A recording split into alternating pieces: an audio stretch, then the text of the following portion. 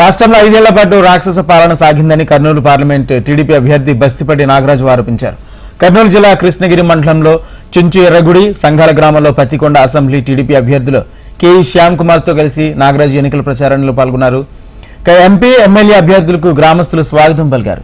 ఈ సందర్భంగా నాగరాజు మాట్లాడుతూ రాష్ట్రాన్ని పాలించడంలో విఫలం చెందిన జగన్ తన నియంత పాలనతో అన్ని వర్గాలను కష్టాల పాలు చేశాడని విమర్శించారు. జగన్ పాలనలో విసుగు చెందిన ప్రజలు ఆయనకు శాశ్వతంగా ఇంటికి పంపించేందుకు సిద్ధంగా ఉన్నారని, తనకు ఒక్క అవకాశం ఇచ్చి ఎంపీగా గెలిపిస్తే ప్రతి ఎకరానికి సాగునీరు తీసుకురావడంతో పాటు చిన్న చిన్న పరిశ్రమలు తీసుకొచ్చి యువతకు ఉద్యోగ ఉపాధి అవకాశాలు కల్పిస్తామని హామీ ఇచ్చారు.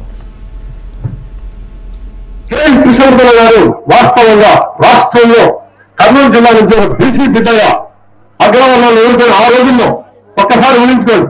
బీసీలో సంఘటన పనిచేసి బీసీలో సమస్యలు మహానుభావుడు కేవీ మాధవరావు తర్వాత ఆయన వారసత్వాన్ని పెరిగించుకొని కృష్ణమూర్తి గారు దశ బీసీలు ఉన్న అధికారాలు. ఆ తర్వాత అదే వారసత్వాన్ని పిలిపించుకొని మళ్ళీ శ్యామారావు గారు వల్ల అభినవ్ వచ్చారు. కాబట్టి ఒక్కసారి ఆశీర్వదించండి, ఒక్కసారి మాత్రం ఆశీర్వదించండి.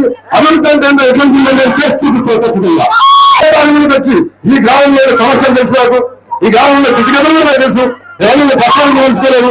ప్రతి గ్రామంలో సమస్యకు పరిష్కారం మా ఇద్దరు సంవత్సరంలో మీకు ఖచ్చితంగా పరిష్కారం ఉంటుంది. కాబట్టి నేను చెప్పేది ఏమంటే ఖచ్చితంగా తెలుగుదేశం పార్టీ రావాల్సిన ఆవశ్యకత ఎంతైనా, ఎందుకంటే కూడా చంద్రబాబు నాయుడు గారిని ముఖ్యమంత్రి చేసుకోవాల్సిన బాధ్యత ఎంతైనా ఉంది. కాబట్టి సోదరులు దయచేసి మీరు ఎన్నో పాలన ఉంచి నమస్కరిస్తారు. దయచేసి తెలుగుదేశం పార్టీ మాత్రం గెలిపించుకోవాల్సిన ఆవశ్యకత లేదు.